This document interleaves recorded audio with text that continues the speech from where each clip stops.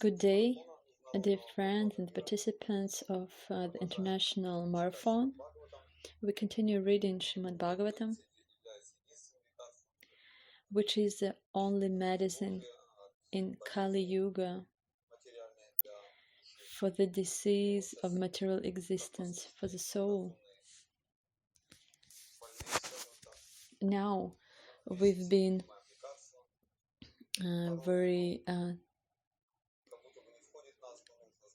goodly behaved patients. We're taking this medicine properly, and when we reach Srimad Bhagavatam, we find here something important for us, some weaknesses that we have, something that we can work on.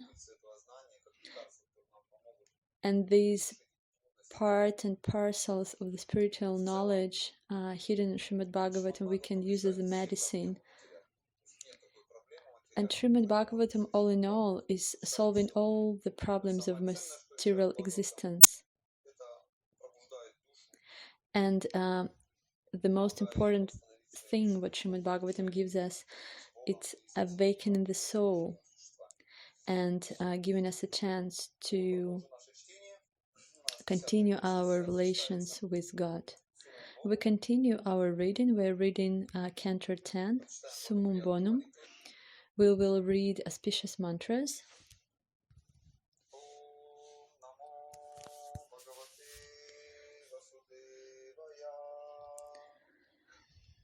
Om Namo Bhagavate Vasudevaya. Om Namo Bhagavate Vasudevaya. Nam Namaskrityam Naram Chavam Narotamam Devim Sarasvatim Vyasam Tato Jayamudirayat Nashta Prayashva Badreshu Nitya Bhagavata Sevayam Bhagavati Utamashloke Bhaktir Bhavati Nashtiki.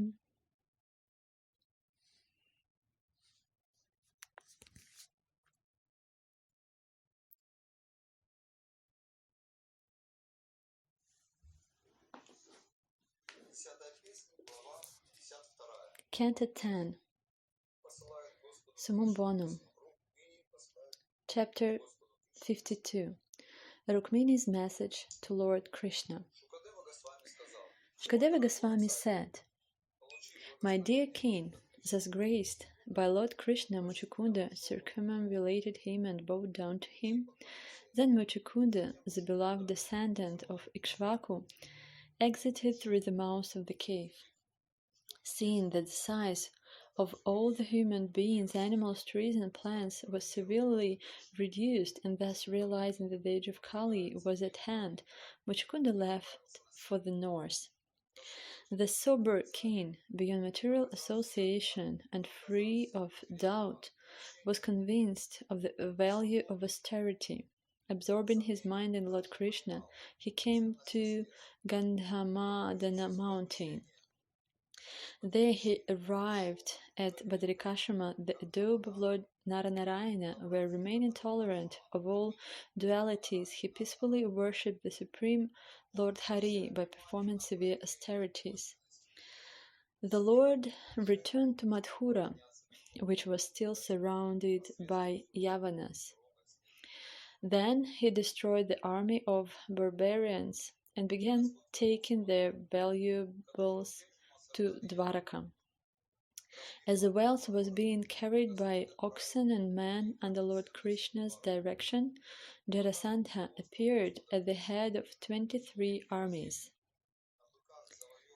O king, seeing the fierce waves of the enemy's army, the two Madhavas, imitating human behavior, ran swiftly away, abandoning the abundant riches, fearless but feigning fear.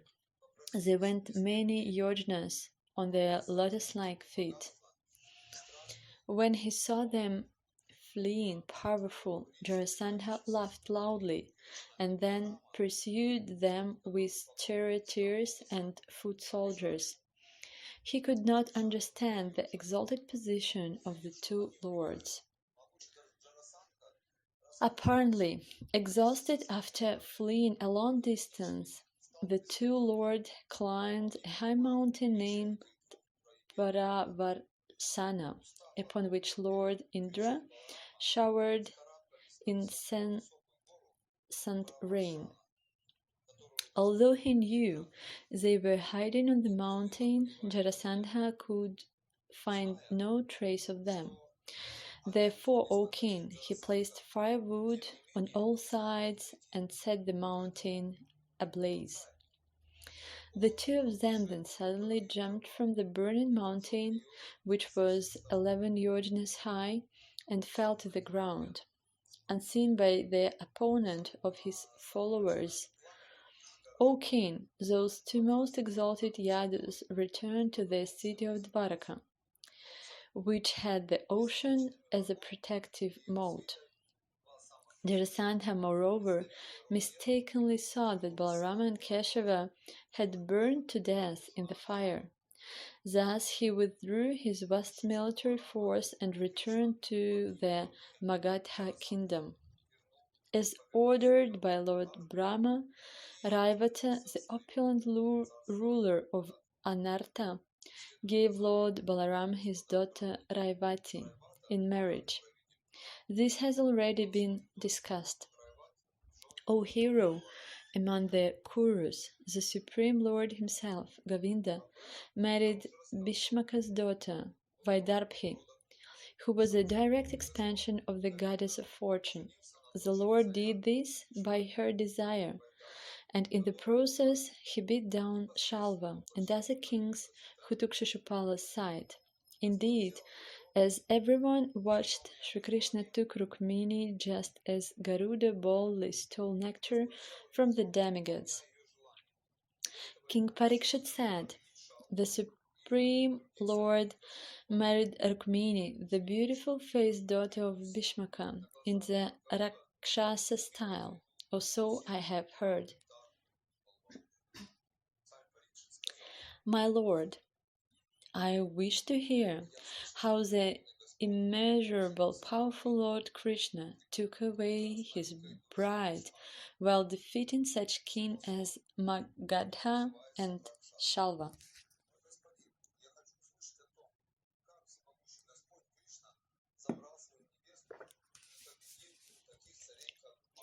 What experienced listener or Brahmana could ever grow satiated while listening to the pious, charming, and ever fresh topics of Lord Krishna, which cleans away the word's contamination? Sri Badarayani said, "There was a king named Bhishmaka, the powerful ruler of Vidarbha. He had 5 sons and 1 daughter of lovely countenance. Rukmini was the first-born son, followed by Rukmaratha, Rukmabahu, Rukmakesha, and Rukmamali. Their sister was the exalted Rukmini. Hearing of the beauty, prowess, and transcendental character and opulence of Mukunda from visitors to the palace who sang his praises, Rukmini decided that he would be the perfect husband for her. Lord Krishna knew that Rukmini possessed intelligence, auspicious bodily markings, magnanimity, beauty, proper behavior, and all the other good qualities. Concluding that she would be an ideal wife for him, he made up his mind to marry her.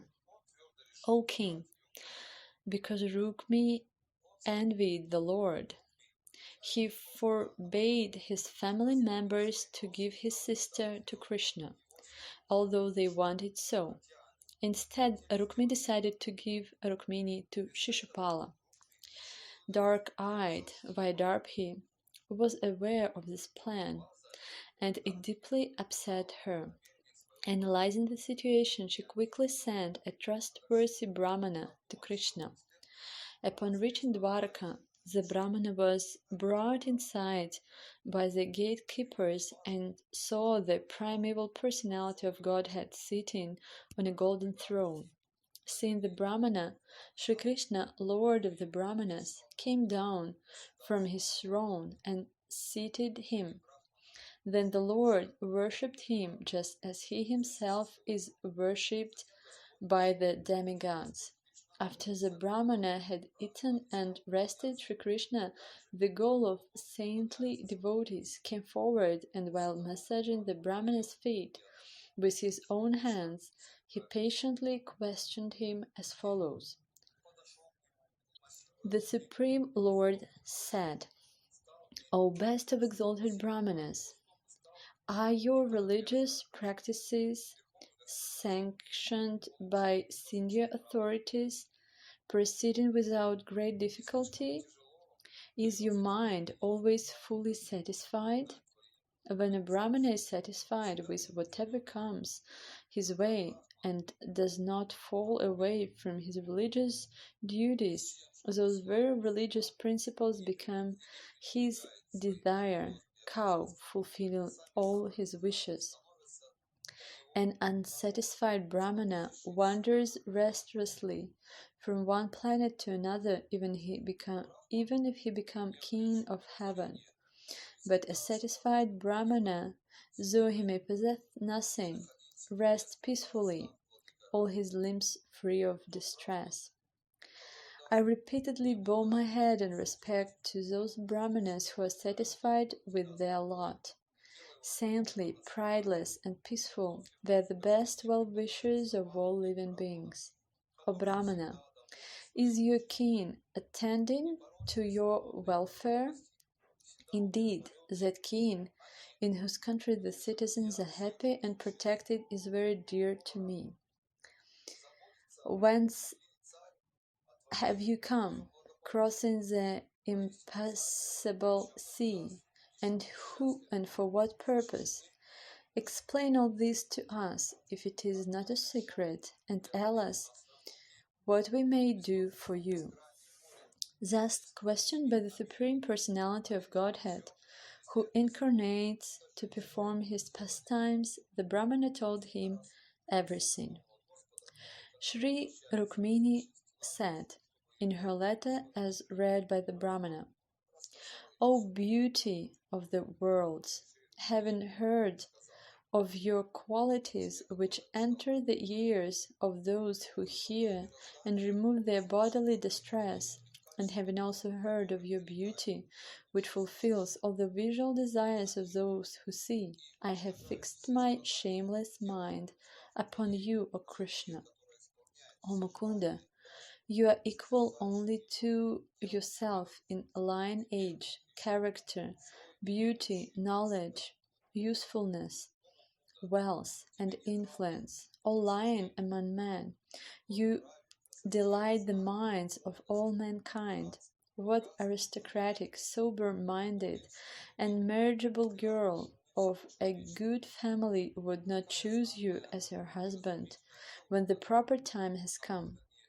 Therefore, my dear Lord, I have chosen you as my husband, and I surrender myself to you. Please come swiftly, O Almighty One, and make me your wife.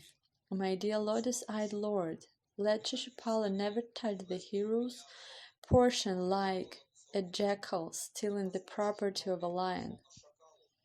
If I have sufficiently worshipped the Supreme Personality of Godhead by pious works, sacrifices, charity, rituals, and vows, and also by worshipping the demigods, brahmanas, and gurus, then may Gadad come and take my hand, and not Damagosha, sons of anyone else. O unconquerable one, tomorrow, when my marriage ceremony is about to begin, you should arrive unseen in Vidarbha and surround yourself with the leaders of your army. Then crush the force of Chaitya and Magadhendra, and marry me in the Rakshasa style, winning me with your valor. Since I will be staying within the inner chambers of the palace, you may wonder, how can I carry you away without killing some of your relatives? But I shall tell you a way. On the day before the marriage, there is a grand procession to honor the royal family's deity, and in this procession, the new bride goes outside the city to visit goddess Girija, O lotus-eyed one. Great souls, like Lord Shiva, hanker to bathe in the dust of your lotus feet and thereby destroy their ignorance. If I cannot obtain your mercy, I shall simply give up my vital force, which will have become weak from the severe penance I will perform. Then, after hundreds of lifetimes of endeavor, I may obtain your mercy. The Brahmana said, "This is the confidential message I have brought with me, O Lord of the Yadus. Please consider what must be done in these circumstances, and do it at once."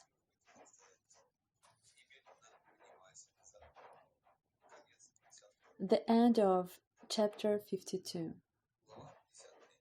Chapter 53. Krishna kidnaps Rukmini. Shukadeva Goswami said, thus, hearing the confidential message of Princess Vaidarbhi, Lord Yadunandana took the Brahmana's hand and, smiling, spoke to him as follows. The Supreme Lord said, just as Rukmini's mind is fixed on me, my mind is fixed on her. I can't even sleep at night. I know that Rukmi, out of envy, has forbidden our marriage. She has dedicated herself exclusively to me, and her beauty is flawless. I will bring her here after thrashing those worthless kings in battle, just as one brings a blazing flame out of firewood. Shukadeva Goswami said, Lord Madhusudana also understood the exact lunar time for Rukmini's wedding. Thus he told his driver, Daruka, ready my chariot immediately. Daruka brought the Lord's chariot, yoked with the horses named Saibya, Sugriva, Mikhapushpa, and Balahaka. He then stood before Lord Krishna with joined palms. Lord Shauri mounted his chariot and had the Brahmana do likewise. Then the Lord's swift horses took them from the Anarta district to Vaidarbha in a single night. King Bhishmaka, the master of Kundina, having succumbed to the sway of affection for his son, was about to give his daughter to Shishupala. The king saw all the required preparations.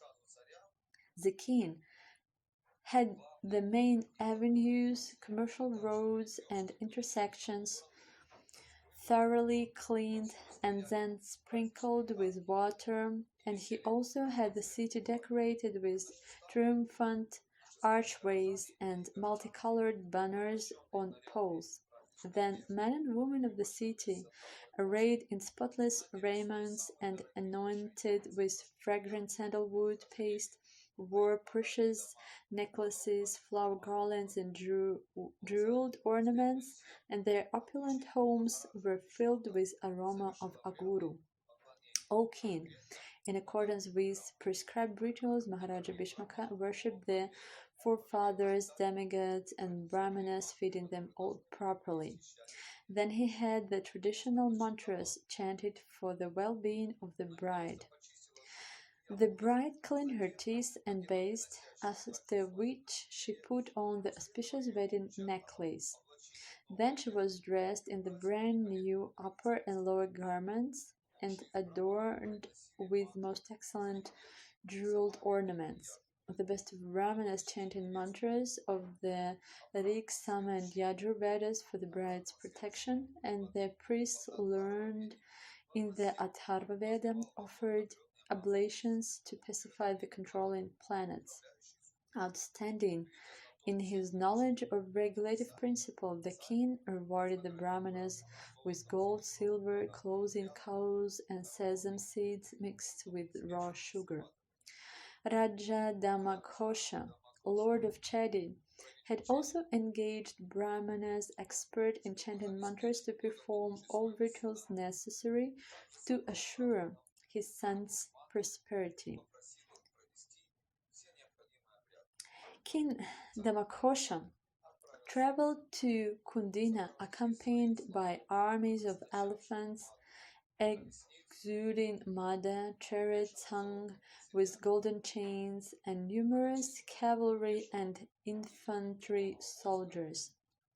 Bhishmaka, the lord of Vaidarabha, came out of the city and met King Damakosha, offering him tokens of respect.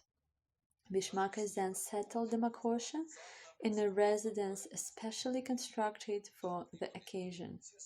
Shishupala's supporters, Shalva, Jarasandha, Dantavakra, and Viduratha, all came along with Paundraka and thousands of other kings. To secure the bride for Shishupala, the kings who envied Krishna and Balarama came to the following decision among themselves. If Krishna comes here with Balarama and the other Yadus to steal the bride, we shall band together to fight him.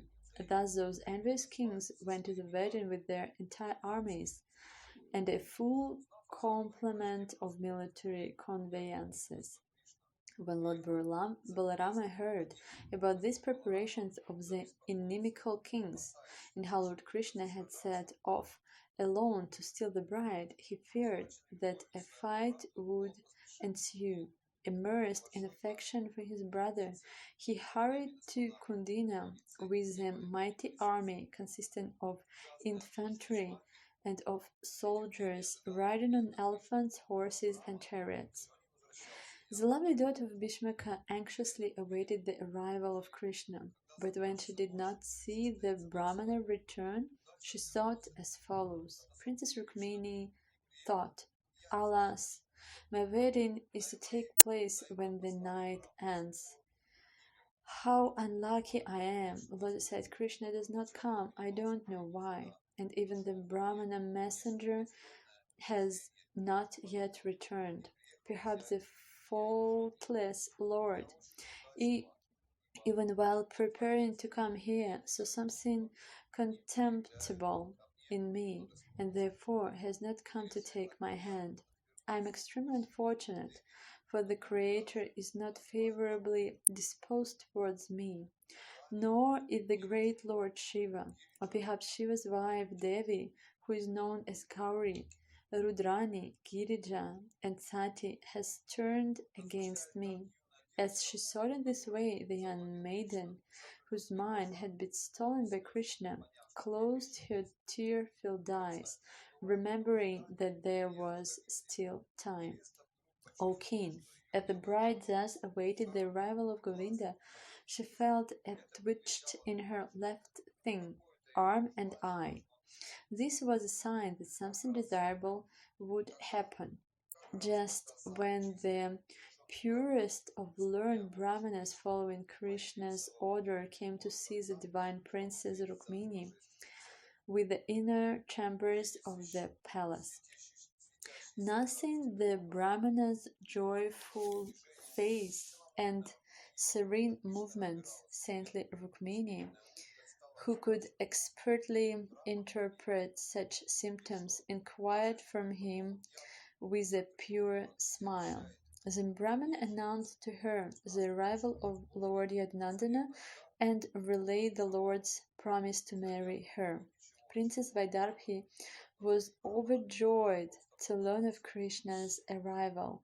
Not finding anything at hand suitable to offer the Brahmana, she simply bowed down to him. The king, upon hearing that Krishna and Balarama had come and were eager to witness his daughter's wedding, went forth with abundant offering to greet them as music resounded. Presenting them with Madhuparka, new clothing, and other desirable gifts, he worshipped them according to the standard rituals. Generous King Bhishmaka arranged opulent accommodation for the two lords and also for their army and entourage. In this way, he offered them proper hospitality. Thus it was that Bhishmaka gave all desirable things to the kings who had assembled for the occasion, honoring them as benefited their political power, age, physical prowess, and wealth. When the residents of Vidarbhapura heard the Lord Krishna had come, they all went to see him. With the cupped palms of their eyes, they drank the honey of his lotus feet.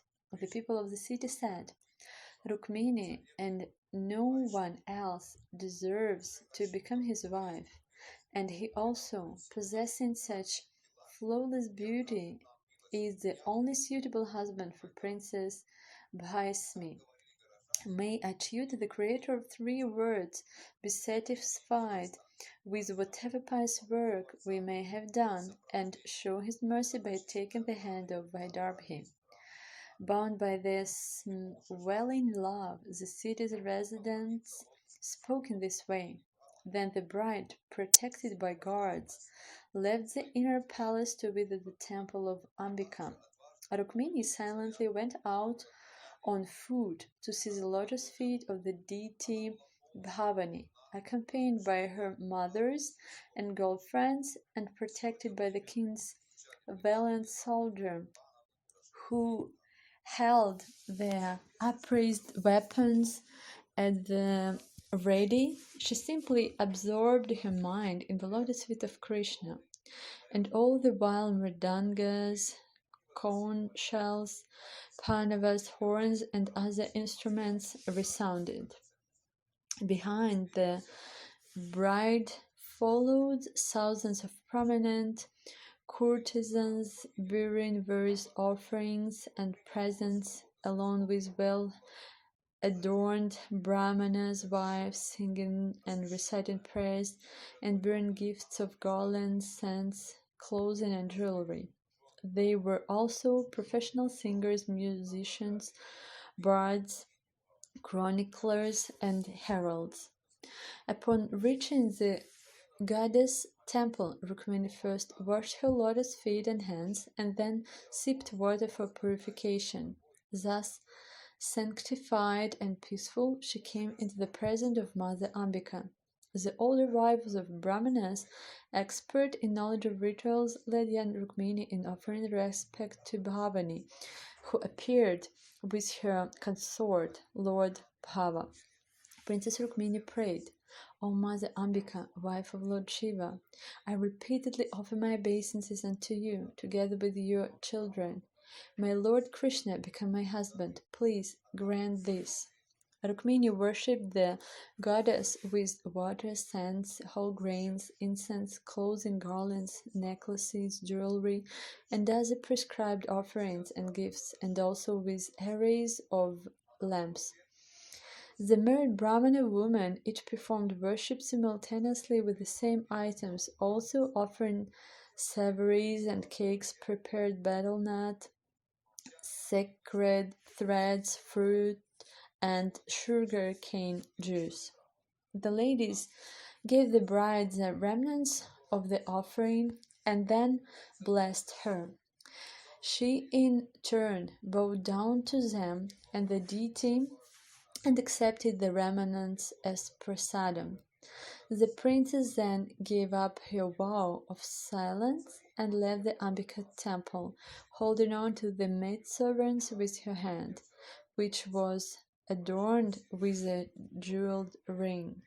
Rukmini appeared as enchanting as the Lord's illusory potency, who enchants even the sober and grave. Thus the kings gazed upon her virgin beauty, her shapely waist, and her lovely face adorned with earrings.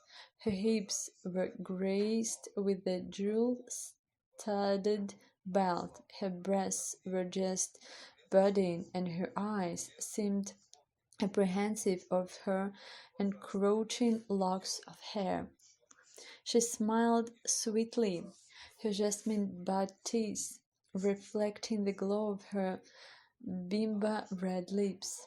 As she walked with the motions of the royal swan, the effulgence of her tinkling ankle bells beautified her feet. Seeing her, the assembled heroes were totally bewildered.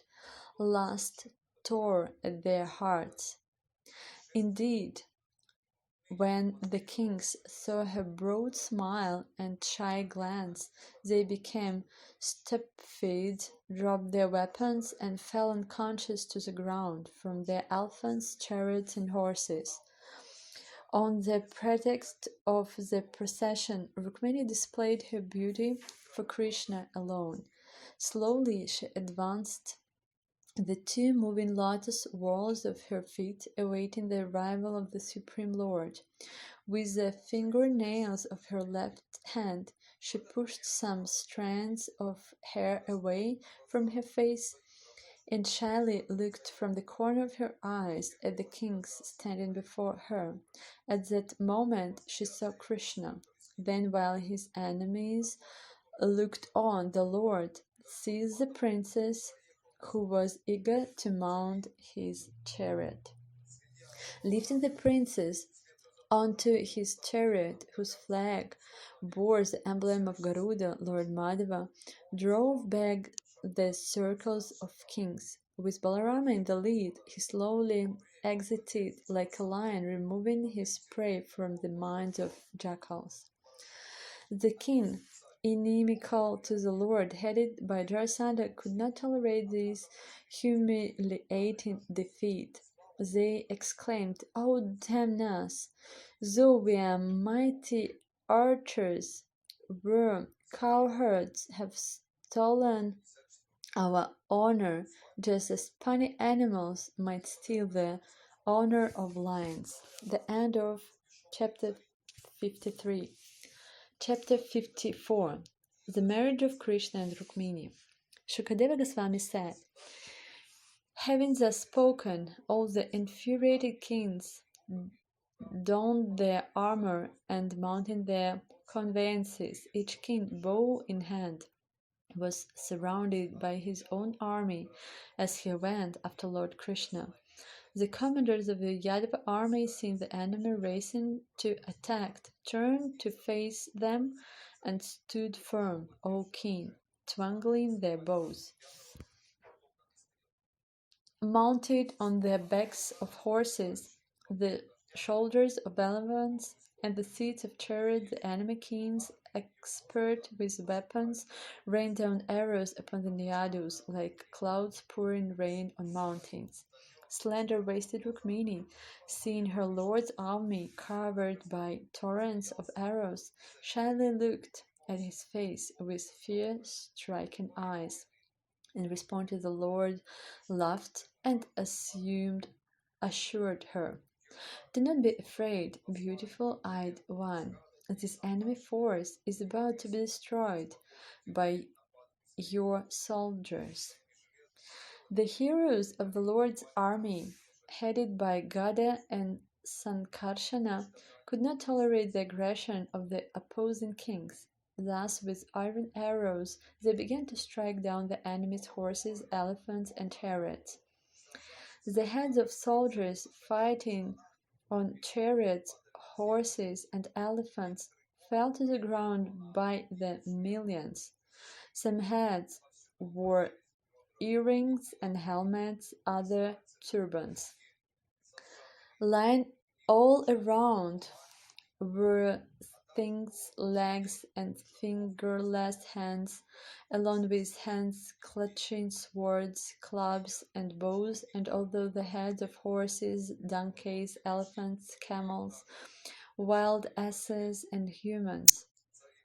Seeing these armies being struck down by the Vrishnis, who were eager for victory, the kings headed by Jarasandha were discouraged and left the battlefield. The kings approached Shishupala, who was disturbed like a man who has lost his wife. His complexion was drained of color, his enthusiasm was gone, and his face appeared drilled up. The kings spoke to him as follows. Jarasandha said, "Listen, Shishupala, O tiger among men, give up your depression. After all, embodied beings, happiness and unhappiness is never seen to be permanent or keen. Just as the puppet in the form of a woman dances by the desire of the puppeteer, so this world, controlled by the Supreme Lord, struggles in both happiness and misery. In battle with Krishna, I and my 23 armies lost 17 times. Only once did I defeat him. But still I never lament or rejoice, because I know this world is driven by time and fate. And now, all of us, great commanders of the military leaders, have been defeated by the Yadus and their small entourage, who are protected by Krishna. Now our enemies have conquered because time favors them. But in the future, when time is auspicious for us, we shall conquer." Shukadeva Goswami said, "Thus, persuaded by his friend, Shishupala took his followers and went back to his capital. The surviving warriors also returned to their respective cities. Powerful Rukmi, however, was especially envious of Krishna. He could not bear the fact that Krishna has carried off his sister to marry her in the Rakshasa style. Thus he pursued the Lord with an entire military division. Frustrated and enraged, mighty-armed Rukmi, dressed in armor and wielding his bow, had sworn before all the kings, "I shall not again enter Kundina if I do not kill Krishna in the battle and bring Rukmini back with me. I swear this to you." Having said this, he has mounted his chariot and told his charioteer, "Drive the horses quickly to where Krishna is. He and I must fight." This weak-minded, cowherd boy, infatuated with his prowess, has violently abducted my sister, but today I will remove his pride with my sharp arrows. Boasting thus, foolish Rukmi, ignorant of the true extent of the Supreme Lord's power, approached Lord Govinda in his lone chariot and challenged him, "Just stand and fight." Rukmi drew his bow with great strength and struck Lord Krishna with 3 arrows. Then he said, "Stand here for a moment, O defiler of the Yadu dynasty. Wherever you go, carrying off my sister like a crow, stealing sacrificial butter, I will follow. This very day I shall relieve you of your false pride, you fool, you deceiver, you cheater in battle. Release the girl before you are struck dead by my arrows and made to lie down." In response to this, Lord Krishna smiled, and with 6 arrows he struck Rukmi and broke his bow. The Lord struck Rukmi's 4 horses with 8 arrows, his chariot driver with 2, and the chariot's flag with 3. Rukmi grabbed another bow and struck Lord Krishna with 5 arrows. Although he, by the 3 with many arrows, Lord Achyuta again broke Rukmi's bow. Rukmi picked up yet another bow, but the infallible Lord broke that one to pieces as well. Iron, bludgeon, three-pointed spear, sword and shield, pike, javelin, whatever weapon Rukmini picked up, Lord Hari smashed it to bits. Then Rukmini leaped down from his chariot and sword in hand, rushed furiously towards Krishna to kill him, like a bird flying into the wind. As Rukmini attacked him, the Lord shot arrows that broke Rukmini's sword and shield into small pieces. Krishna then took up his own sharp sword and prepared to kill Rukmini. Seeing Lord Krishna ready to kill her brother, saintly Rukmini was filled with alarm. She fell at her husband's feet and piteously spoke as follows. Sri Rukmini said, O controller of all mystic power, immeasurable one, Lord of lords, master of the universe, O all auspicious and mighty armed one, please do not kill my brother. Shukadeva Goswami said, Rukmini's utter fear caused her limbs to tremble and her mouth to dry up, while her throat choked up out of sorrow. And in her agitation, her golden necklace scattered. She grasped Krishna's feet, and the Lord, feeling compassionate, desisted. Lord Krishna tied up the evil door with a strip of cloth. He then proceeded to the disfigured Rukmini by comically shaving him, leaving parts of his moustache and hair. By the time the Yadu hero had crushed the extraordinary army of their opponents, just as elephants crush a lotus flower. As the Yadus approached Lord Krishna, they saw Rukmini in this sorry condition, practically dying of shame. When the all-powerful Lord Balarama saw Rukmini, he compassionately released him and spoke the following to Lord Krishna. Lord Balarama said, My dear Krishna, you have acted improperly. This deed will bring shame on us. For to disfigure a close relative by shaving off his moustache and hair is as good as killing him. Saintly lady, please do not be displeased with us out of anxiety for your brother's disfigurement. No one but oneself is responsible for one's joy and grief, for a man experiences the result of his own deeds. Again addressing Krishna, Balarama said, A relative should not be killed even if his wrongdoing warrants capital punishment. Rather, he should be thrown out of the family, since he was already been killed by his own sin. Why kill him again? Turning to Rukmini, Balarama continued, The code of sacred duty for warriors established by Lord Brahma enjoins that one may have to kill even his own brother.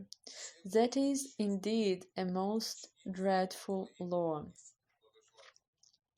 Again, Balarama addressed Krishna, blinded by conceit that with their personal opulence proud men offend others for the sake of such things as kingdom, land, wealth, woman, honor, and power. To Rukmini, Balarama said, Your attitude isn't fair, for like an arrogant person, you wish good to those who are inimical to all living beings, and who have done evil to your true well-wishers. The Supreme Lord's Maya makes men forget their real selves, and thus, thinking the body for the self, they consider others to be friends, enemies, or neutral parties. Those who are bewildered perceive the one Supreme Soul who resides in all embodied beings as many, just as one may perceive the light in the sky or the sky itself as many. This material body, which has a beginning and an end, is composed of the physical elements, the senses and the modes of nature. The body, opposed on the self by material ignorance causes one to experience the cycle of birth and death. O intelligent lady, the soul never undergoes contact with or separation from unsubstantial material objects, because the soul is their very origin and illuminator. Thus the soul resembles the sun, which neither comes in contact with nor separates from the sense of sight and what is seen. Birth and other transformations are undergone by the body, but never by the self, just as change occurs for the moon's phases, but never for the moon, though the new moon day may be called the moon's death. As a sleeping person perceives himself, the object of the sense enjoyment, and the fruits of his acts within the illusion of a dream, so one who is unintelligent undergoes material existence. Therefore, with transcendental knowledge, dispel the grief that is weakening and confounding your mind. Please resume your natural mood, O princess of the pristine smile. Shukadeva Goswami said, thus, enlightened by Lord Balarama, slender Rukmini forgot her depression and steadied her mind by spiritual intelligence. Left with only his life air, cast out by his enemies, and deprived of his strength and bodily radiance, Rukmi could not forget how he had been disfigured.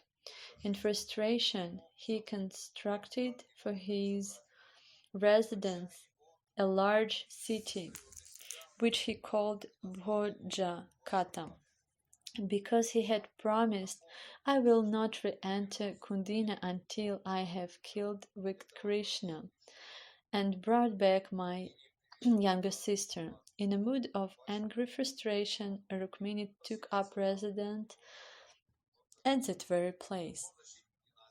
Thus, defeating all the opposing kings, the Supreme Personality of Godhead brought the daughter of Bhishmaka to his capital and married her according to the Vedic injunctions, O protector of the Kurus. At that time, O king, there was great rejoicing in all the homes of Yadupuri, whose citizens loved only Krishna, chief of the Yadus. All the men and women, full of joys and adorned with shining jewels and earrings, brought wedding presents, which they reverently offered to the exquisitely dressed groom and bride. The city of the Vrishnis appeared most beautiful. They were tall, festive columns, and also archways decorated with flower garlands, clothes, banners, and precious gems, arrangements of auspicious full water pots, aguru-scented incense, and lamps graced every doorway. The city's streets were cleansed by intoxicated elephants belonging to the beloved kings, who were guests at the wedding, and these elephants further enhanced the beauty of the city by placing trunks of plantain and betel nut trees in all the doorways. Those who belonged to the royal families of the Kuru, Srijaya, Kaikeya, Vidarbha, Yadu, and Kunti clans joyfully met one another in the midst of the crowds of people excitedly running here and there. The kings and their daughters were totally astonished to hear the story of Rukmini's abduction, which was being glorified in songs everywhere. Dwarka citizens were overjoyed to see Krishna, the Lord of all opulence, united with Rukmini, the goddess of fortune. End of chapter 54. Chapter 55. The history of Pradyumna. Shukadeva Goswami said, Kamadeva, Cupid, an expansion of Vasudeva, had previously been burned to ashes by Rudra's anger. Now, to obtain a new body, he merged back into the body of Lord Vasudeva. He took birth in the womb of Vaidarbhi from the seed of Lord Krishna and received the name Pradyumna. In no respect was he inferior to his father. The demon Sambara, who could assume any form he desired, kidnapped the infant before he was even 10 days old. Understanding Pradyumna to be his enemy, Sambara threw him into the sea and then returned home. A powerful fish swallowed Pradyumna, and this fish alone with others was caught in a huge net and seized by fishermen. The fisherman presenting that extraordinary fish to Sambara, who had his cooks bring it to the kitchen, where they began cutting it up with a butcher knife. Seeing a male child in the belly of the fish, the cook gave the infant to Mayavati, who was astonished. Narada Muni then appeared and explained to her everything about the child's birth and his entering the fish's abdomen. Mayavati was in fact Cupid's renowned wife, Rati. While waiting for her husband to obtain a new body, his previously one having been burned up, she had been assigned by Sambara to prepare vegetables and rice. Mayavati understood that this infant was actually Kamadeva, and thus she began to feel love for him. After a short time, the son of Krishna, Pradyumna, attained his full youth. He enchanted all women who gazed upon him. My dear king, with a bashful smile and raised eyebrows, Mayavati exhibited various gestures of conjugal attraction as she lovingly approached her husband, whose eyes were broad like the petals of a lotus, whose arms were very long, and who was the most beautiful of men. Lord Pradyumna told her, "O mother, your attitude has changed. You are overstepping the proper feelings of a mother and behaving like a lover." Rati said, "You are the son of Lord Narayana and were kidnapped from your parents' home by Sambara. I, Rati, I am your legitimate wife, O master, because you are Cupid. That demon Sambara threw you into the sea when you were not even 10 days old, and a fish swallowed you. Then, in this very place, we covered you from the fish's abdomen, O master. Now, kill this dreadful Sambara, your formidable enemy. Although you know hundreds of magic spells, you can defeat him with bewildering magic and other techniques. Your poor mother, having lost her son, cries for you like a curary bird. She is overwhelmed with love for her child, just like a cow that has lost its calf."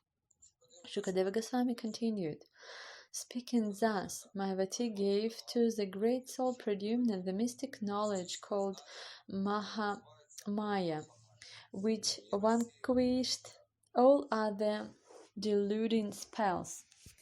Pradyumna approached Sambara and called him to battle, hurling intolerable insults at him to foment a conflict.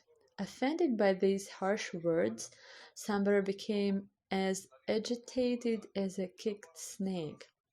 He came out, club in hand, his eyes red with rage.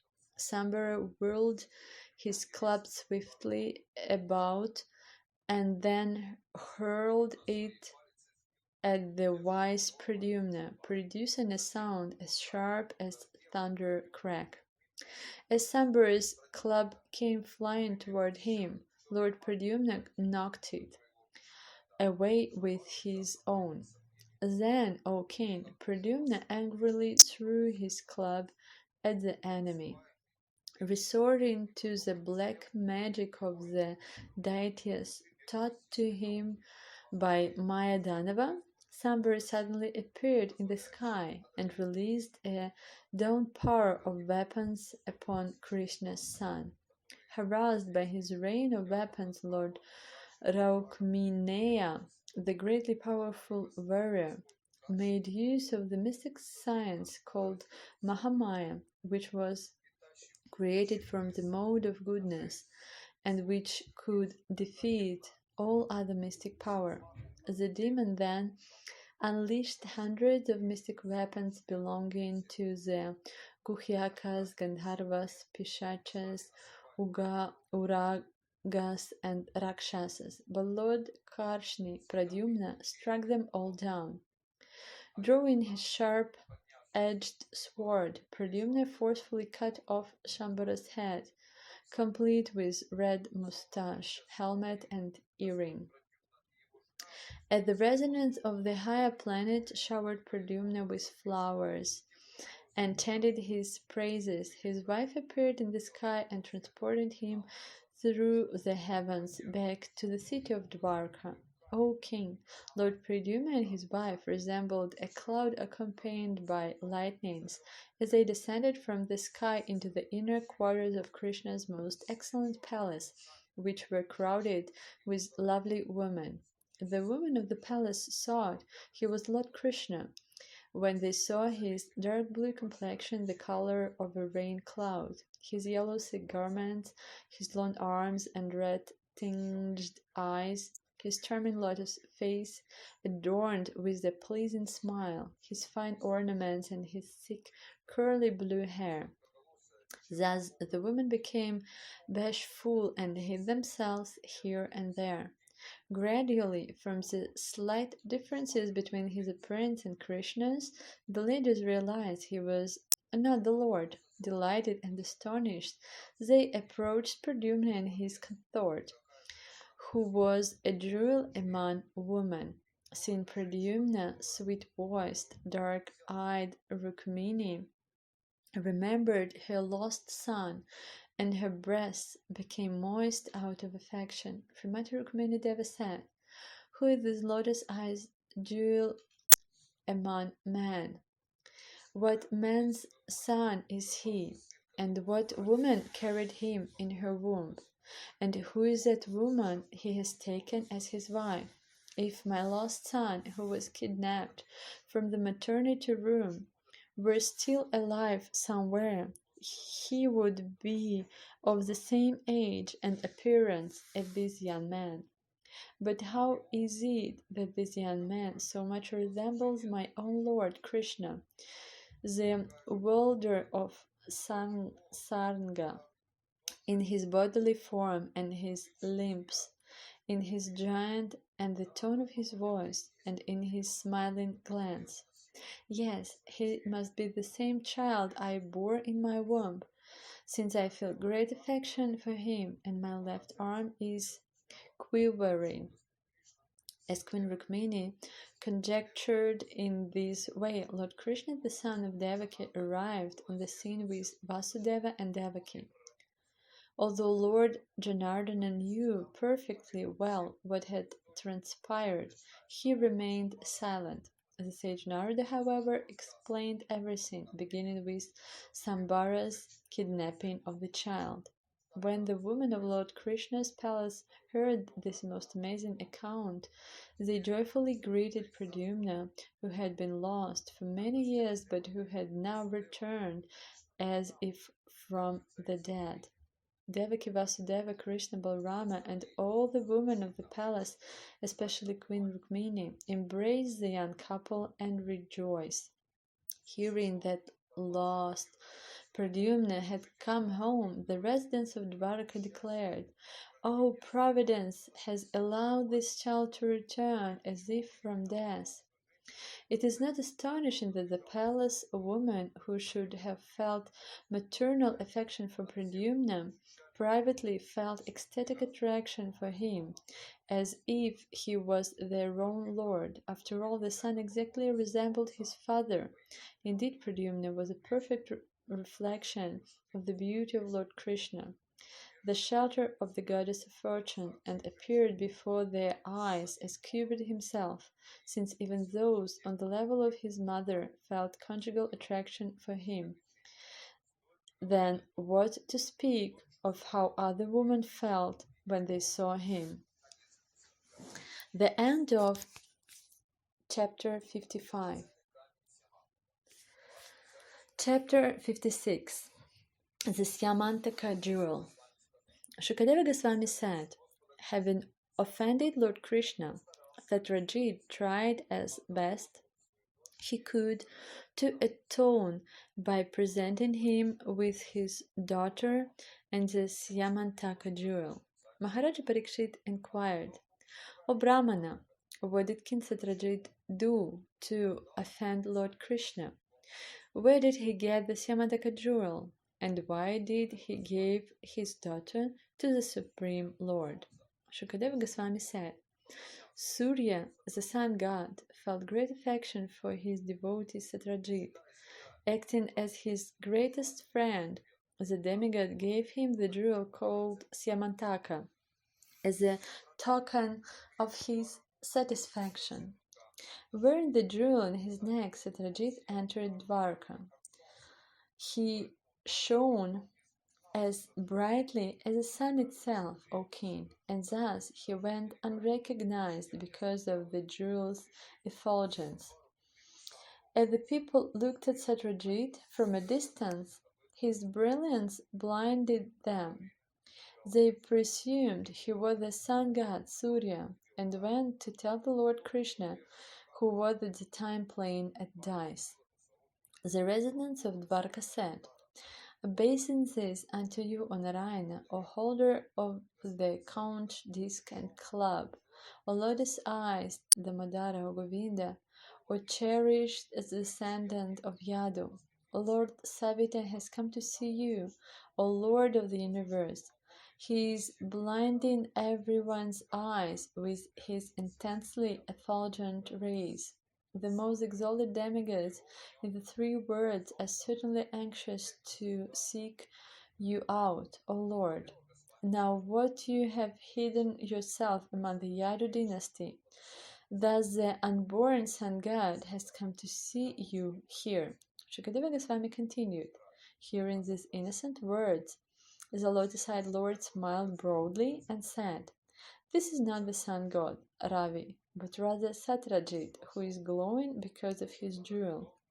King Satyajit entered his opulent home, festively executing auspicious rituals. He had qualified brahmanas install the Syamantaka jewel in the house's temple room. Each day the gem would produce 8 bharas of gold. My dear Prabhu, and the place in which it was kept and properly worshipped would be free of calamities such as famine or untimely death, and also of evils like snakes, bites, mental or physical disorders, and the presence of deceitful persons. On one occasion, Lord Krishna requested Satyajit to give the jewel to the Yadu king, Ugrasena, but Satyajit was so greedy that he refused. He gave no thought to the seriousness of the offense he committed by denying the Lord's request.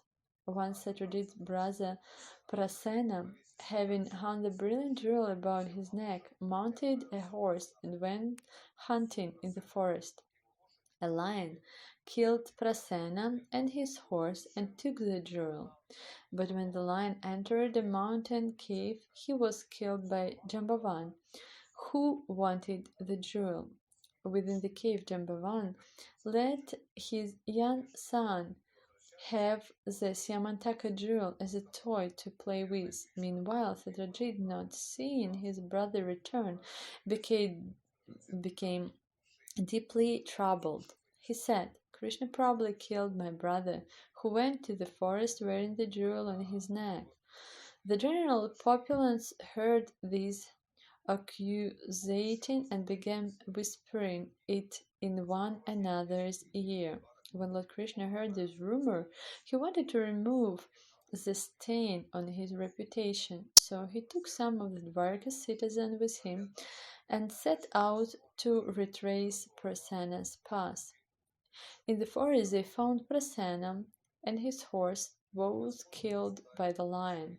Further on, they found the lion dead on a mountain side, slain by Riksha, Jambavan. The Lord stationed his subject outside the terrifying pitch-dark cave of the king of the bears, and then he entered alone. Therefore Lord Krishna saw that the most precious of jewels had been made into a child's plane. Determined to take it away, he approached the child. The child nurse cried out in fear upon seeing that extraordinary person standing before them. Jambavan, strongest of the strong, heard her cries and angrily ran towards the Lord. Unaware of his true position and thinking him an ordinary man, Jambavan angrily began fighting with the Supreme Lord, his master. The two fought furiously in single combat, each determined to win, contending against each other with various weapons and then with stones, tree trunks, and finally their bare arms. They struggled like two hogs battling over a piece of flesh. The fight went on without rest for 28 days, the two opponents striking each other with their fists, which felt like cracking blows of lightnings. His bulging muscles, pummeled by the blows of the Lord Krishna fists, his strength faltering and his limbs perspiring, Jambavan, greatly astonished, finally spoke to the Lord.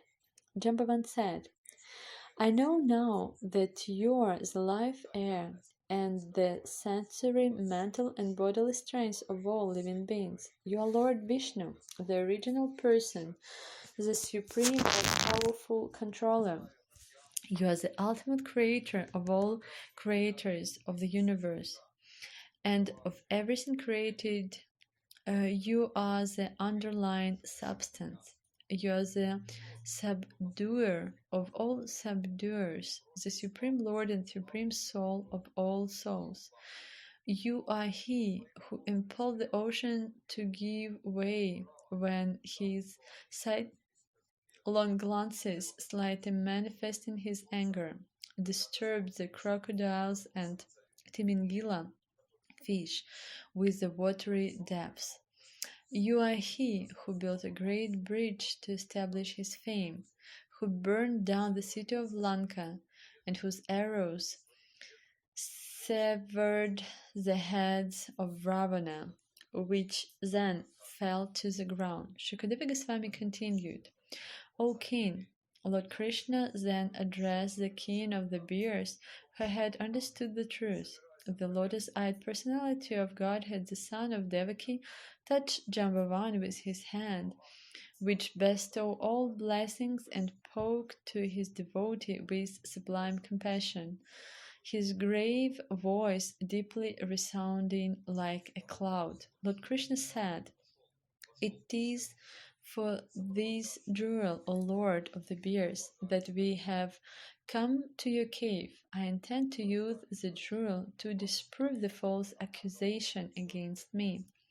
Thus addressed, Jambavan happily honored Lord Krishna by offering him his maiden daughter Jambavati, together with the jewel. After Lord Shauri had entered the cave, the people of Dwaraka, who had accompanied him, had waited 12 days without seeing him come out again. Finally, they had given up and returned to their city in great sorrow. When Devaki, Rukmini Devi, Vasudeva, and the Lord's other relatives and friends heard that he had not come out of the cave, they all lamented. Cursing Satyajit, the sorrowful residents of Dwarka approached the Durga deity named Chandrabhaga and prayed to her for Krishna's return. When the citizens had finished worshipping the demigoddess, she spoke to them in response, promising to grant their requests. Just then, Lord Krishna, who had achieved his purpose, appeared before them in the company of his new wife, filling them with joy. Seeing Lord Hrishikesh return as if from death, accompanied by his new wife and wearing the Syamataka jewel on his neck, all the people were roused to jubilation. Lord Krishna summoned Satyajit to the royal assembly. There, in the person of King Ugrasena, Krishna announced the recovery of the jewel and then formally presented it to Satyajit. Hanging his head in great shame, Satyajit took the gem and returned home, all the while feeling remorse for his sinful behavior. Pondering over his grievous offense and worried about the possibility of conflict with the Lord's mighty devotees, King Satyajit thought, "Now, how can I cleanse myself of my contamination, and how my Lord Achyuta become satisfied with me? What can I do to regain my good fortune and avoid being cursed by the populace for being so short-sighted, miserly, foolish, and avaricious? I shall give my daughter, the jewel of all women, to the Lord, together with the Syamataka jewel. That indeed is the only proper way to pacify him." Having thus intelligently made up his mind, King Satyajit personally arranged to present Lord Krishna with his fair daughter and the Syamataka jewel. The Lord married Satyabhama in proper religious fashion, possessed of excellent behavior, along with beauty, broad-mindedness, and all other good qualities. She had been sought by many men. The Supreme Personality of Godhead told Satyajit, "We do not care to take the jewel back, O king. You are the sun god's devotee, so let it stay in your possession. Thus we will also enjoy its benefit." End of chapter 56. Chapter 57. Satyajit murdered, the jewel returned.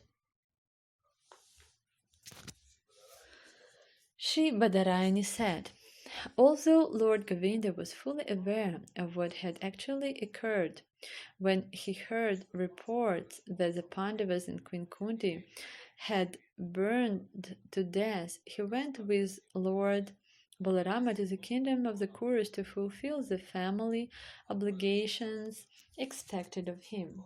The two lords met with Bhishma, Kripa, Vidura, Gandhari, and Drona, showing sorrow equal to theirs. They cried out, "Alas, how painful this is!" Taking advantage of this opportunity, O king, Akrura and Kritavarma went to Shatadhanva and said, "Why not take this Yamantaka jewel?"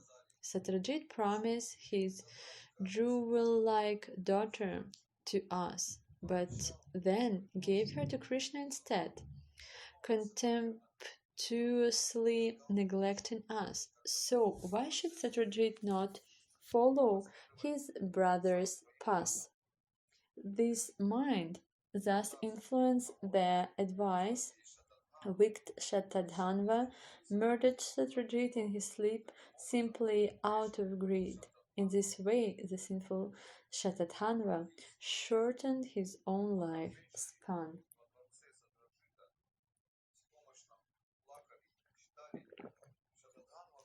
As the woman of Satyajit's palace screamed and helplessly wept, Shatadanva took the jewel and left, like a butcher after he has killed some animals.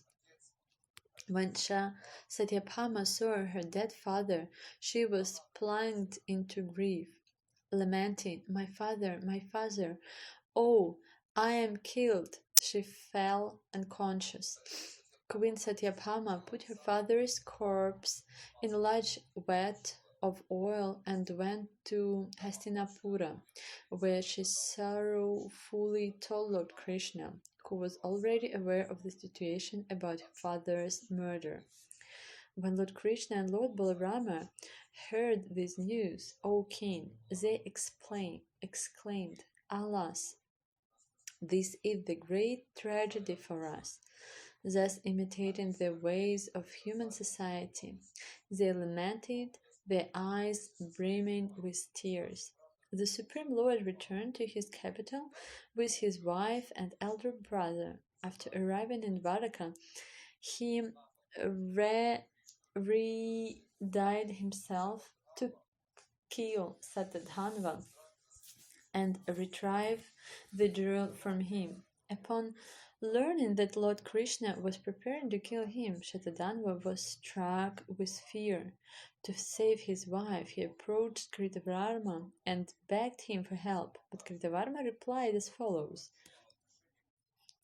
"I dare not offend the Supreme Lord Krishna and Balarama. Indeed, how can one who troubles them expect any good fortune? Kamsa and all his followers lost both their wealth and their lives because of enmity towards them, and after battling them 17 times, Jarasandha was left without even a chariot."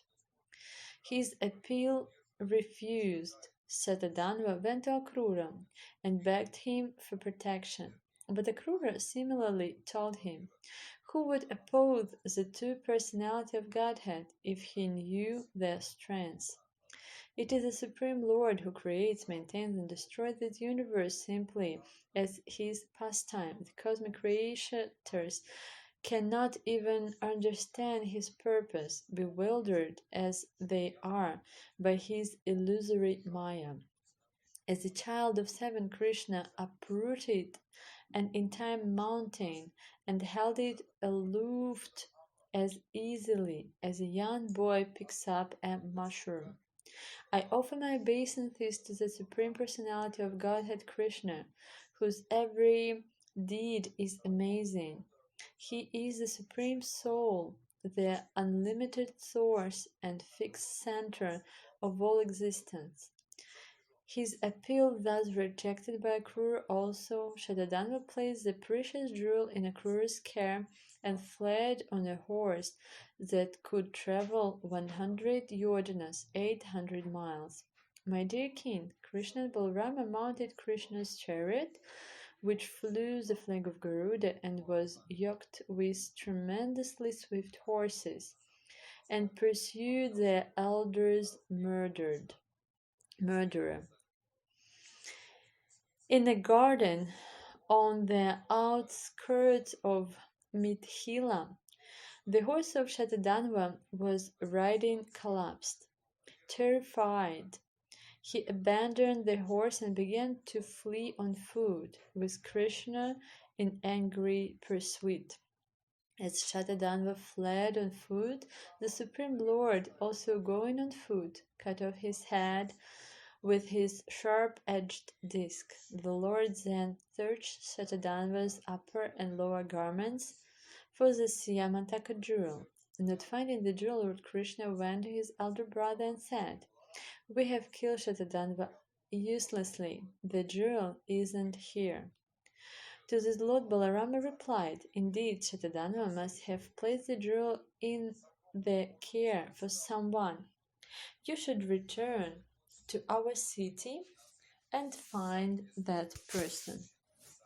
I wish to visit King Videha, who is most dear to me. O king, having said this, Lord Balarama, the beloved descendant of Yadu, entered the city of Mithila. The king of Mithila immediately rose from his seat when he saw Lord Balarama approaching. With great love, the king honored the supremely worshipable Lord by offering him elaborate worship as stipulated by scriptural injunction. The almighty Lord Balarama stayed in Mithila for several years, honored by his affectionate devotee Janaka Maharaja. During that time, Dhritarashtra's son Duryodhana learned from Balarama the art of fighting with a club. Lord Keshava arrived in Dwarka and described the demise of Shatadhanva and his own failure to find the Syamantaka jewel. He spoke in a way that would please his beloved Satyabhama. Lord Krishna then had the various funeral rites performed for his deceased relative Satrajit. The Lord attended the funeral along with well-wishers of the family. When Akrura and Kritavarma, who had originally incited Shatadhanva to commit his crime, heard that he had been killed, they fled Dwarka in terror and took up residence elsewhere.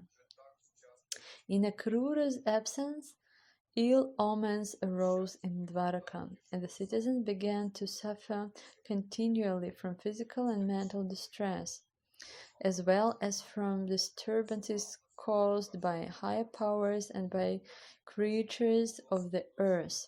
Some men proposed that the troubles were due to Akrura's absence, but they had forgotten the glories of the Supreme Lord, which they themselves had so often described. Indeed, how can calamities occur in a place where the personality of Godhead, the residence of all the sages, resides? The elders said, previously, when Lord Indra had withheld rain from Kashi, Benares, the king of that city gave his daughter Gandhini to Svarpalka, who was then visiting him. It soon rained in the kingdom of Kashi. Wherever his equally powerful son Akrura stays, Lord Indra will provide sufficient rain. Indeed, that place will be free from miseries and untimely death. Hearing these words from the elders, Lord Janardana, so aware that the absence of Akrura was not the only cause of the evil omens, had him summoned back to Dwarka and spoke to him.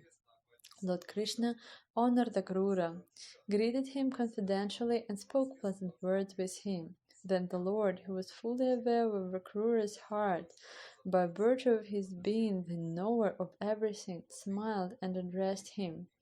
O Master of Charity, surely the opulent Syamantaka jewel was left in your cave by Shatadhanva and is still with you. Indeed, we have known this all along.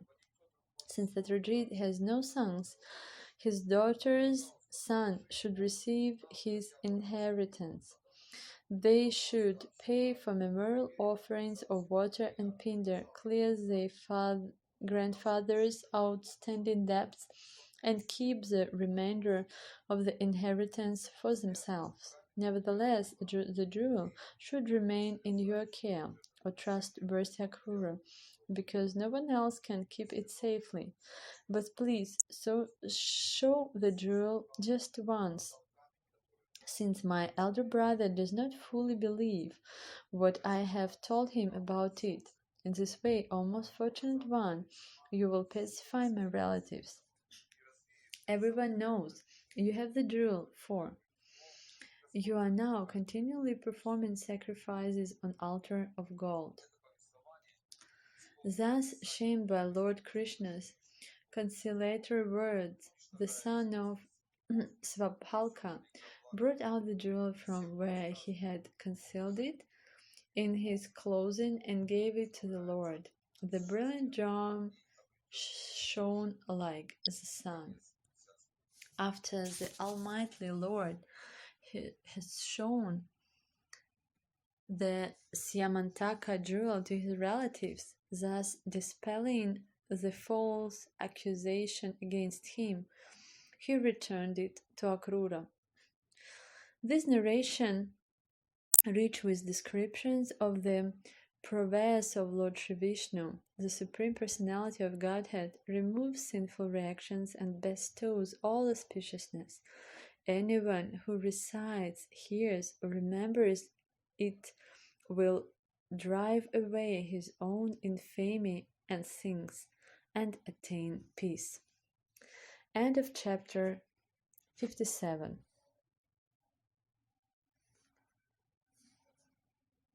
Chapter 58. Krishna marries 5 princes.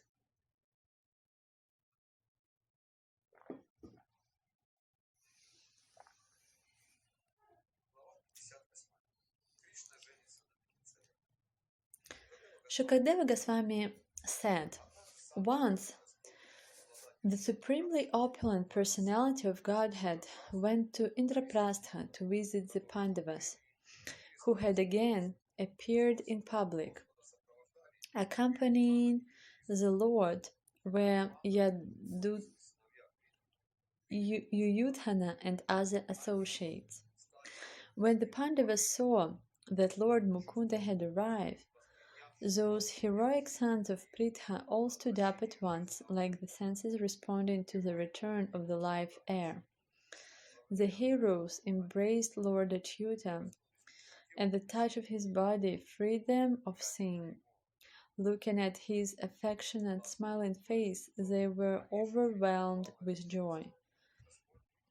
After the Lord bowed down at the feet of Yudhishthira and Bhima, and firmly embraced Arjuna, he accepted obeisances from the twin brothers, Nakula and Sahadeva. Faultless Draupadi, the Pandava's newly married wife, slowly and somewhat timidly approached the Lord Krishna, who sat on an exalted seat, and offered him her obeisances. Satyaki also accepted a seat of honor after receiving worship and welcome from the Pandavas, and the Lord's other companions, being duly honored, sat down in various places. The Lord then went to see his aunt Queen Kunti. He bowed down to her, and she embraced him, her eyes moist with great affection. Lord Krishna inquired from her and her daughter-in-law Draupadi about their welfare, and they in return questioned him at length about his relatives in Dwarka. So overcome by love that her throat choked up and her eyes filled with tears, Queen Kunti remembered the many troubles she and her sons had endured.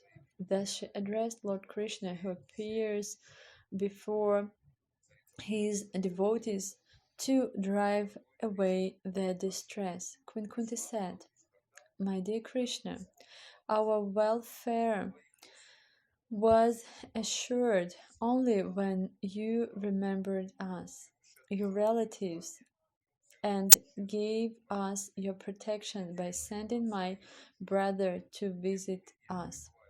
For you, the well-wishing friend and supreme soul of the universe, there is never any illusion of us and them. Yet, even so, residing within the hearts of all, you eradicate the sufferings of those who remember you constantly." King Yudhishthira said, "O Supreme Controller, I do not know what pious deeds we fools have done, so that we can see you, whom the masters of the yoga's perfection rarely see." Requested by the king to stay with them, the Almighty Lord remained happily in Indraprastha during the months of the rainy season, giving joy to the eyes of the city's residents.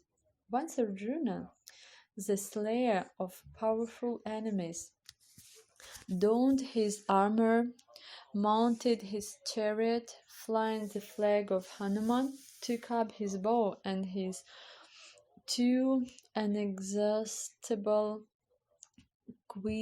quivers, and went to sport with Lord Krishna in a large forest filled with fierce animals. With his arrow, Arjuna shot tigers, boars, and buffalo in the forest, along with rurus, sarabhas, gavayas, rhinoceroses, black deer, rabbits, and porcupines.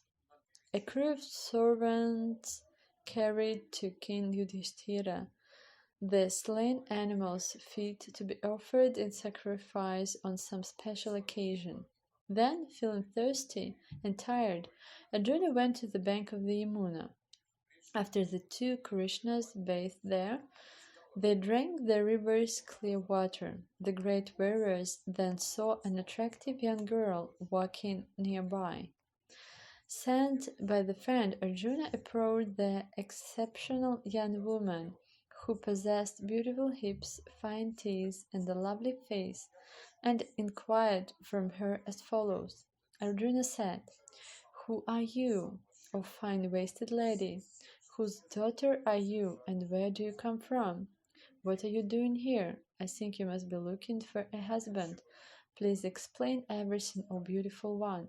Shri Kalindi said, "I am the daughter of the sun god. I desire to get as my husband the most excellent and magnificent Lord Vishnu, and to that end I am performing severe penances.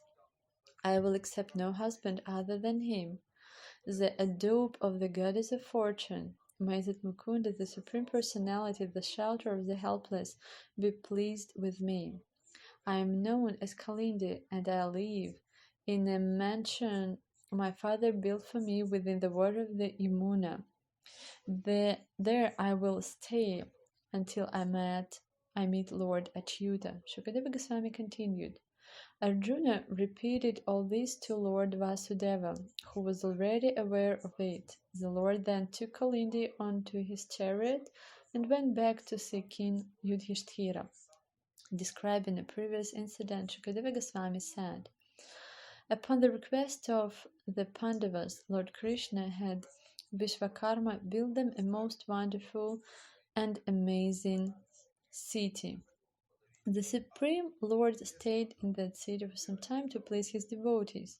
On one occasion, Sri Krishna wanted to give the Khandava forest as a gift to Agni, and so the Lord became Arjuna's charioteer. Being pleased, O king, Lord Agni presented Arjuna with a bow, a set of white horses, a chariot, a pair of inexhaustible quivers, and armor that no fighter could pierce with weapons. When the demon Maya was saved from the fire by his friend Arjuna, Maya presented him with an assembly hall in which Duryodhana would later mistake water for a solid floor. Then Lord Krishna, given leave by Arjuna and other well-wishing relatives and friends, returned to Dwarka with Satyaki and the rest of his entourage. The supremely auspicious Lord then married Kalindi on a day when the season, the lunar asteries, and the configurations of the sun and other heavenly bodies were all propitious. In this way, he brought the greatest pleasure to his devotees. Vindhya and Anuvindhya, who shared the throne of Avanti, were followers of Duryodhana's. When the time came for their sister Mitravinda to select her husband in the Swayamvara ceremony, they forbade her to choose Krishna, although she was attracted to him. "My dear king," Lord Krishna forcibly took away Princess Mitravinda, the daughter of his aunt Rajadhi Devi, before the eyes of the rival kings. "O King Nagnajit, the very pious king of Koshala, had a lovely daughter named Satya or Nagnajiti. The kings who came as suitors were not allowed to marry her unless they could subdue 7 sharp horned bulls. These bulls were extremely vicious and uncontrollable, and they could not tolerate even the smell of warrior. When the Supreme Personality of Godhead, the Master of the Vaishnava, heard of the princess who was to be won by the conqueror of the bulls, he went to the capital of Kaushalya with a large army. The king of Koshala, pleased to see Lord Krishna, worshipped him by rising from his throne and offering him a seat of honor and substantial gifts. Lord Krishna also greeted the king respectfully. When the king's daughter saw that the most agreeable suitor arrived, she immediately desired to have him, the lord of goddess Rama. She prayed, "May he become my husband, if I have kept my vows. May this sacred fire bring about the fulfillment of my hopes." Goddess Lakshmi, Lord Brahma, Lord Shiva, and the rulers of the various planets place the dust of his lotus feet on their heads, and to protect the codes of religion which he has created, he assumes pastimes, incarnations at various times. How may the Supreme Personality of Godhead become pleased with me? King Nagnajit first worshipped the Lord properly and then addressed him. O Narayana, Lord of the universe, you are full in your own spiritual pleasure. Therefore, what can this insignificant person do for you? Shukadeva Goswami said, O beloved descendant of Kuru, the Supreme Lord was pleased, and after accepting a comfortable seat, he smiled and addressed the king in a voice as deep as the rumbling of a cloud. The Supreme Lord said, O ruler of men, learned authorities condemn begging for a person in the royal order who is executing his religious duties. Even so, desiring your friendship, I ask you for your daughter, though we offer no gifts in exchange. The king said, My lord, who could be a better husband for my daughter than you, the exclusive adobe of all transcendental qualities? On your body the goddess of fortune herself resides, never leaving you for any reason. But to ascertain the proper husband for my daughter, O chief of the Sattvatas, we previously set a condition to test the prowess of her suitors. The 7 wild bulls are impossible to tame, O hero. They have defeated many princes, breaking their limbs. If you can subdue them, O descendant of Yadu, you will certainly be the appropriate bridegroom for my daughter, O Lord of Shri. Upon hearing these terms, the Lord tightened his clothing, expanded himself into 7 forms, and easily subdued the bulls. Lord Shauri tied up the bulls, whose pride and strength were now broken, and pulled them with ropes just as the child playfully pulls wooden toy bulls. Then King Nagnajit, pleased and astonished, presented his daughter to Lord Krishna. The Supreme Personality of Godhead accepted the suitable bride in the proper Vedic fashion. The king's wives felt the greatest ecstasy upon attaining Lord Krishna as the dear husband of the royal princess, and a mood of great festivity arose. Corn shells, horns, and drums resounded along with vocal and instrumental music, and the sounds of brahmanas invoking blessings. The joyful men and women adorned themselves with fine clothing and garlands. As a dowry, powerful King Nagnajit gave 10,000 cows, 3,000 young maid servants wearing golden ornaments on their neck and bedecked in fine clothing, 9,000 elephants, and 100 times as many chariots as elephants, 100 times as many horses as chariots, and 100 times as many men servants as horses. The king of Koshala, his heart melting with affection, had the bride and groom seated on their chariot, and then he sent them on their way surrounded by a great army. When the intolerant king, who had been rival suitors, heard that had happened, they tried to stop Lord Krishna on the road as he took his bride home. But just as the bulls had broken the king's strength before, the Yadavaras broke it now. Arjuna, wielder of the Gandiva bow, was always eager to please his friend Krishna, and thus he drove back those opponents who were shooting torrents of arrows to the Lord. He did this just as the lion drives away insignificant animals. Lord Devakisuta, the chief of the Yadus, then took his dowry and Satya to Dwaraka and continued to live there happily. Bhadra was the princess of Kaikeya kingdom and the daughter of Lord Krishna's paternal aunt Shrutakirti. The Lord married Bhadra when her brothers, headed by Santardana, offered her to him. Then the Lord married Lakshmana, the daughter of the king Madra. Krishna appeared alone at her Swayamvara ceremony and took her away, just as Garuda once stole the demigod's nectar. Lord Krishna also acquired thousands of other wives equal to these when he killed Bhaumasura and freed the beautiful maidens the demon was holding captive. The end of chapter 58.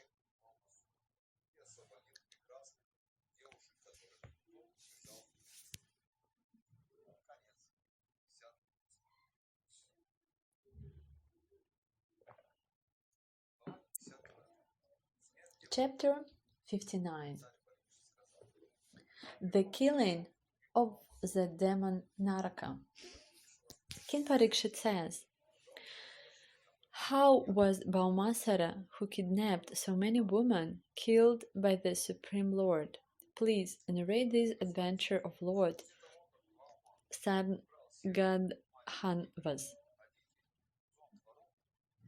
Shukadeva Goswami said, after Bhauma had stolen the earrings belonging to Indra's mother, along with Varuna's umbrella and the demigod's playground at the peak of Mandara mountain, Indra went to Lord Krishna and informed him of these misdeeds.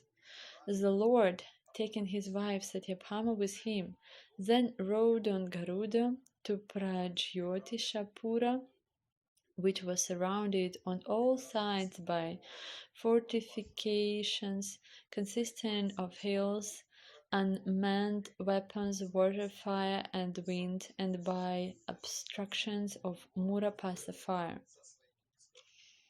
With his club, the Lord broke through the rock fortifications. With his arrows, the weapons fortifications, with his discs, the fire, water, and wind fortifications, and with his sword, the Murapasa cables.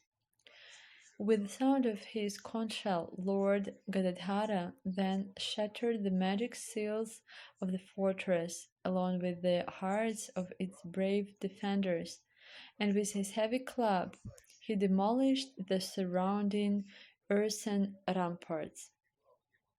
The five-headed demon Mura, who slept at the bottom of the city's moat, awoke and rose up out of the water when he heard the vibration of Lord Krishna Pankanjanya conch shell, a sound as terrifying as the thunder at the end of the cosmic age.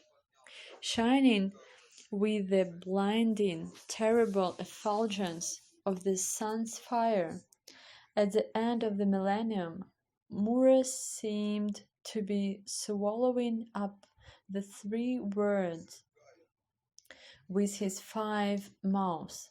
He lifted up his trident and fell upon Garuda, the son of Tarksya, like an attacking snake. Mura whirled his trident and then hurled it fiercely at Garuda, roaring from all 5 mouths. The sound filled the earth and sky, all directions, and the limits of outer space until it reverberated against the very shell of the universe.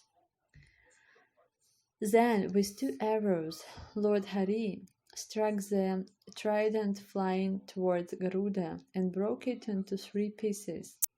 Next, the Lord hit Mura's faces with several arrows, and the demon angrily hurled his club at the Lord.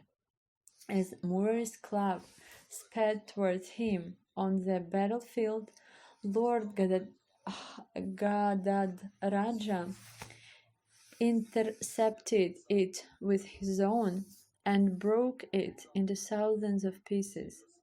Mura then raised his arms high and rushed at the conquerable Lord, who easily sliced off his head with his disc weapon. Lifeless Mura's decapitated body fell into the water like a mountain whose peak has been severed by the power of Lord Indra's thunderbolt. The demon's 7 sons, enraged by their father's death, prepared to retaliate. Ordered by Bhaumasura, Mura's 7 sons, Tamra, Antariksha, Sravana, Vibhavasu, Vasu, Nabhasvan, and Aruna, followed their general Pitha onto the battlefield bearing their weapons. These first warriors furiously attacked invincible Lord Krishna with arrows, swords, clubs, spurs, lances, and tridents, but the Supreme Lord, with unfallen prowess, cut this mountain of weapons into tiny pieces with his arrows. The Lord severed the heads, thighs, arms, legs, and armor of these opponents led by Pritha and sent them all to the abode of Yamaraji. Narakasura, the son of the earth, could not contain his fury when he saw the fate of his military leaders. Thus he went out of the citadel with elephants born from the milk ocean, who were exuding mud from their foreheads out of excitement. Lord Krishna and his wife, mounted upon Garuda, looked like a cloud with lightning sitting above the sun. Seeing the Lord, Bhauma released his Satadhini weapon at him, whereupon all of Bhauma's soldiers simultaneously attacked with their weapons. At that moment, Lord Gadagaraja shot his sharp arrows at Bhaumasura's army. These arrows, displaying variegated feathers, soon reduced that army to massive bodies with severed arms, thighs, and necks. The Lord similarly killed the opposing horses and elephants. Lord Hari then struck down all the missiles and weapons the enemy's soldiers threw at him, O hero of the Kurus, destroying each and every one with 3 sharp arrows. Meanwhile, Garuda, as he carried the Lord, struck the enemy's elephants with his wings. Beaten by Garuda's wings, beak, and talons, the elephant fled back into the city, leaving Narakasura alone on the battlefield to oppose Krishna. Seeing his army driven back and tormented by Garuda, Bhauma attacked him with his spear, which had once defeated Lord Indra's thunderbolt. But though struck by that mighty weapon, Garuda was not shaken. Indeed, he was like an elephant hit with a flower garland. Bhauma, frustrated in all his attempts, took up his trident to kill Lord Krishna.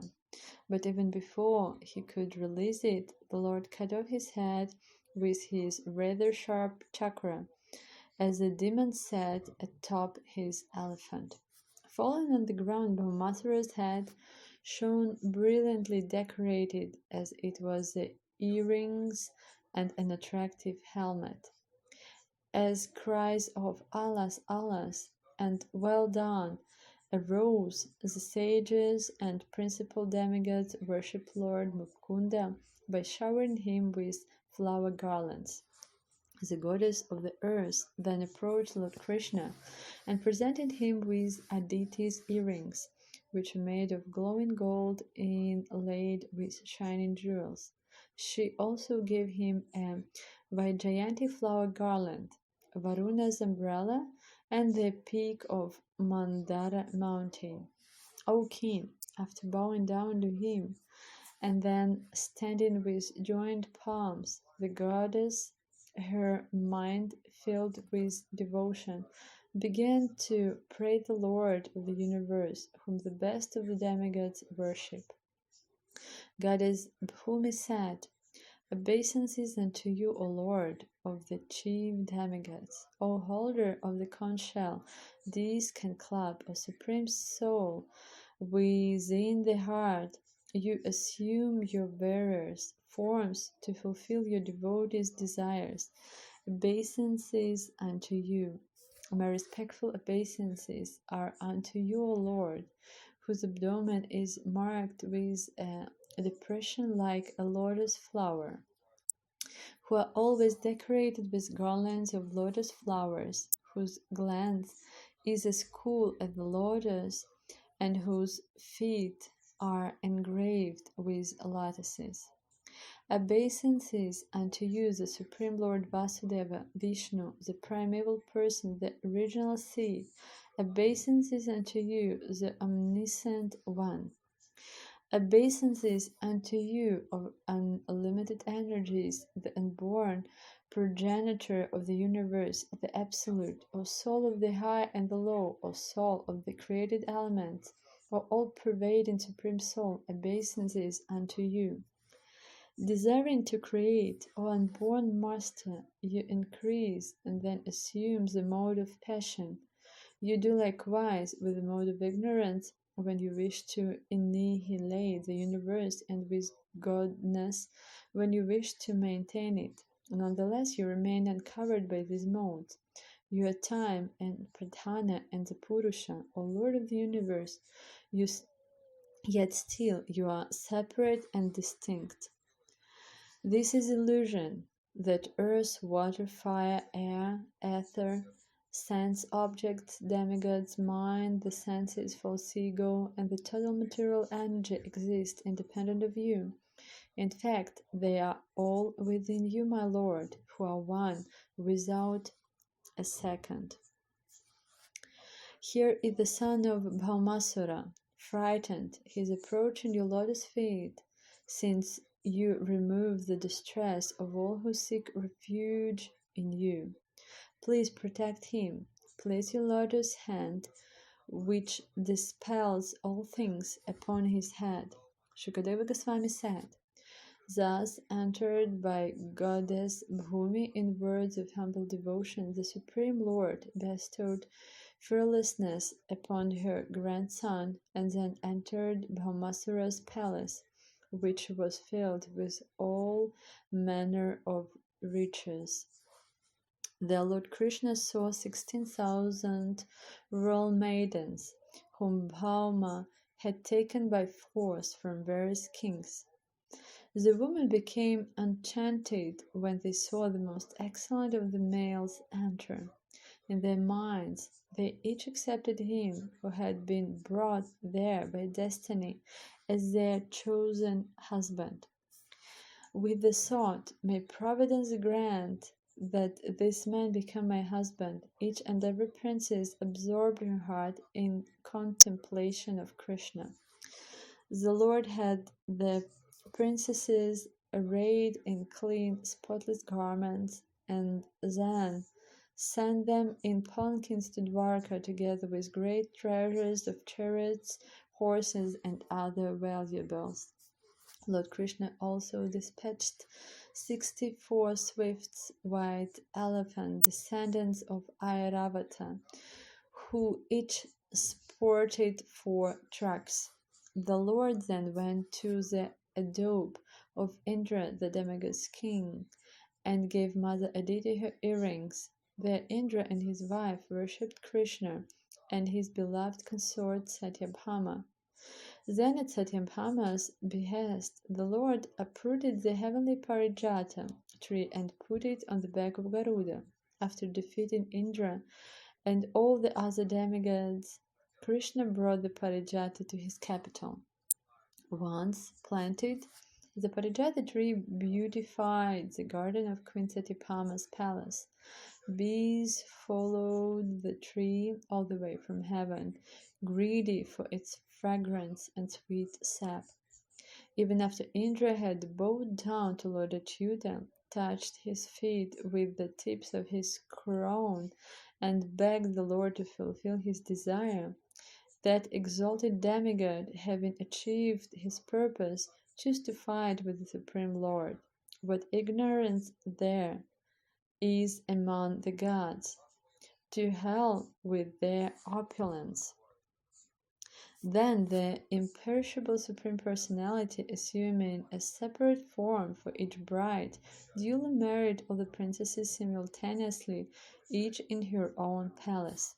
The Lord, performed of the inconceivable, constantly remained in each of his queen's palaces, which were unequaled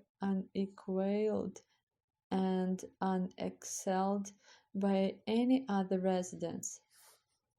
There, although fully satisfied with himself, he enjoyed with his pleasing wives, and like an ordinary husband, he carried out his household duties. Thus, those women obtained as their husband the husband of the goddess of fortune, although even great demigods like Brahma do not know how to approach him. With ever increasing pleasure, they experienced loving attraction for him, exchanged smiling glances with him, and reciprocated with him in ever fresh intimacy, replete with joking and feminine shyness. Although the supreme lords, queens, each had hundreds of maidservants, they chose to personally serve the Lord by approaching him humbly, offering him a seat, worshipping him with excellent paraphernalia, bathing and massaging his feet, giving him pen to chew, fanning him, anointing him with fragrant sandalwood paste, adorning him with flower garland, dressing his hair, arranging his bed, bathing him, and presenting him with various gifts. End of chapter 59.